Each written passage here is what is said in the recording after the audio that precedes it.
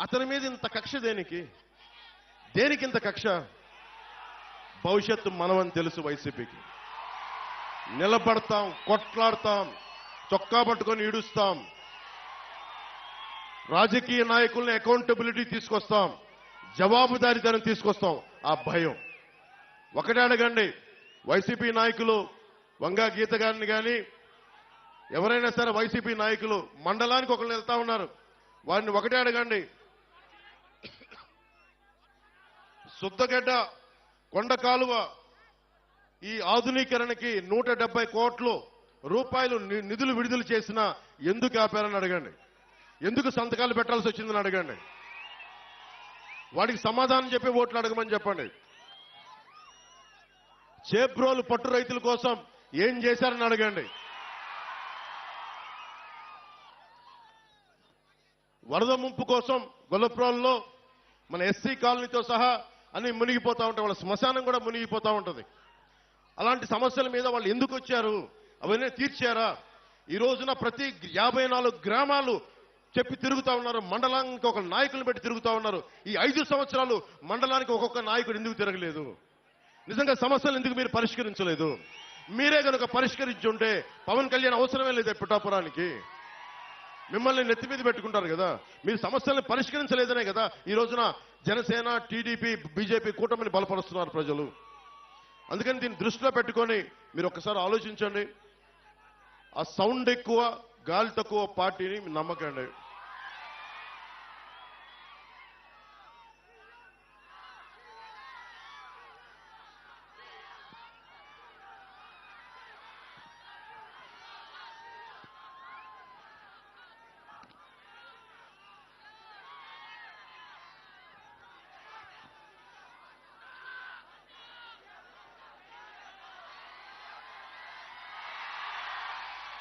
చిట్టా పట్టుకొచ్చాను వైసీపీ చేసిన దుర్మార్గాలు. మీలో మద్యపానాన్ని నిషేధిద్దామా వదిలేద్దామా? మీరు చెప్పండి. వద్దా? మద్యపానం నిషేధం కావాలా వద్దా? వద్దు, మద్యపానం నిషేధించదు. అదే కదా. ఓకే, మద్యపానం అనేది ఎవరు ఎంకరేజ్ చేసేది కాదు. ఆరోగ్యాలు పాడైపోయేది. ఎక్కువ తాగితే లివర్ సిరోసిస్, ప్యాంక్రియాటిక్ సమస్యలన్నీ వస్తాయి. అది 5 సంవత్సరాలు దశాబ్దం పిచ్చి పిచ్చిగా తాగితే వచ్చే లివర్ సిరోసిస్. మన వైసీపీ బ్రాండ్స్, జగన్ బ్రాండ్స్ కూడా ఉన్నాయంట. పొద్దున్నే పేపర్లో కూడా చూసా, పవర్ స్టార్ బ్రాండ్ కూడా ఉందంట. సరే, వాళ్ళు ఏ ఉద్దేశంలో పెట్టారో తెలియదు కానీ రకరకాల బ్రాండ్లు పెట్టారు. ఆ బ్రాండ్లు తాగితే ఇప్పుడు నిజంగా మీరు ఒకసారి ఆలోచించండి. వైసీపీ నాయకుడు మద్యాన్ని నిషేధిస్తానని చెప్పి అధికారంలోకి వచ్చిన వ్యక్తి. ఈ రోజున అతను దాదాపు ప్రభుత్వాలకు తెలియజేయకుండా, స్టేట్ ఎక్స్చెక్కర్కి తెలియకుండా 40,000 కోట్ల రూపాయలు ఆదాయాన్ని వెనకేసుకొచ్చాడు. అతను చెప్తున్నాడు అతను పేదవాడు, మనం పెత్తందారులు అంట. పెత్తందారు అంటే ఏంటి? దౌర్జన్యం చేసేవాడు. ఎవడు దౌర్జన్యం చేస్తున్నాడు? వైజాగ్ హోటల్లో ఎవడు దౌర్జన్యం చేశాడు? నువ్వు చేసావా? నేనేం చేసావా? మనకి ఆంధ్ర తెలంగాణ బోర్డర్లో దౌర్జన్యం చేసింది మీరా మేమా? డాక్టర్ సుధాకర్ని చంపింది, దళితుడైన డాక్టర్ సుధాకర్ని చంపింది మాస్క్ లేవని పెత్తందారి పోకడా చూపించింది మీరా మేమా? అనంతబాబు అనే ఒక ఎమ్మెల్సీ డ్రైవర్ని చంపేసి, ఒక దళిత డ్రైవర్ని చంపేసి డోర్ డెలివరీ చేస్తే అతనికి ఘన స్వాగతం పలుకుతున్నారు. పెత్తందారి పోకడా మీ వైసీపీదా మాదా? ఏం మాట్లాడుతున్నారు? ఒకసారి ఆలోచించండి. అని ముఖ్యంగా జగన్ ప్రధానమంత్రి గారు దేశమంతా డిజిటల్ కరెన్సీని చేస్తే ఒక ఆంధ్రాలోనే మద్యంలో డిజిటల్ కరెన్సీ లేదు. మీలో చాలా మంది ఎంతో కొంత మీ పెద్దల కోసం, మీకోసం సరదాగా మందు తీసుకుంటున్నారేమో. ఏ రోజున సరే మీరు కార్డులతో డబ్బులు పే చేశారా? క్యాషే కదా మీరు పే చేసింది అందరూ. ఆ క్యాష్ రోజుకి 77 కోట్ల మద్యాన్ని అమ్ముతున్నారు. దాంట్లో ఓన్లీ ప్రతిరోజు 70 కోట్ల ఆదాయం, దాంట్లో 1,50,00,000 డిజిటల్ పేమెంట్స్. అంటే ప్రతి 700 రూపాయలకి 0.07% డిజిటలైజ్ అవుతుంది. మిగతా డబ్బులు ఎక్కడికి వెళ్తున్నాయి?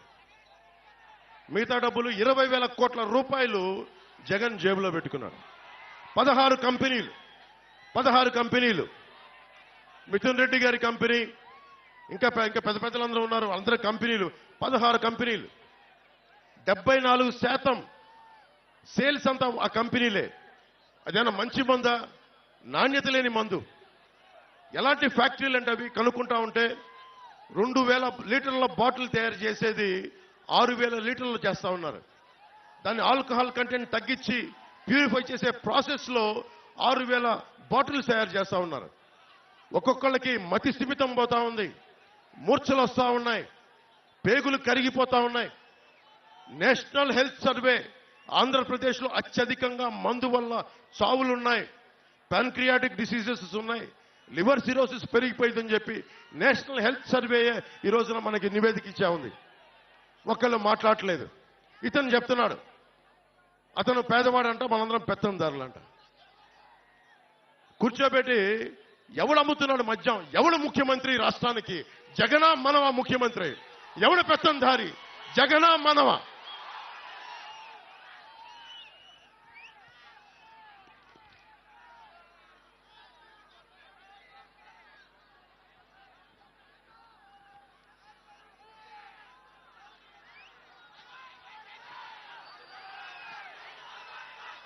మీరు అడగండి, ఒక్కొక్క వైసీపీ నాయకుని అడగండి.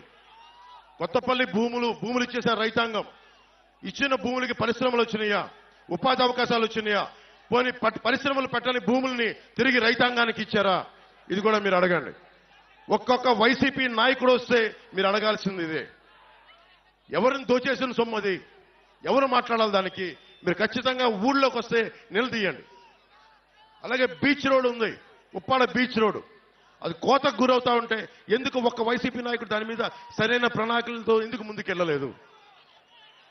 తీర ప్రాంతానికి కోత గురవుతున్నప్పుడల్లా ఎందుకు మాట్లాడలేదు? ఫిషింగ్ హార్బర్లు, ఫిషింగ్ జట్టీలు మత్స్యకార సోదరులకు ఎందుకు నిర్మించలేదు? ఇది కూడా ఆలోచించాలి. కోనపాకపేట, ఉప్పాడ కొత్తపల్లి మండలంలో కోనపాకపేట, ములాపేట, ఉప్పాడలో ఈ తదితర గ్రామాల్లో కెమికల్ రిలీజ్ అయిపోయి అరవిందో వీళ్ళకి సంబంధించిన తదితర కెమికల్ ఫ్యాక్టరీస్ కాలుష్యం సముద్రంలో పెడతా ఉంటే మత్స్య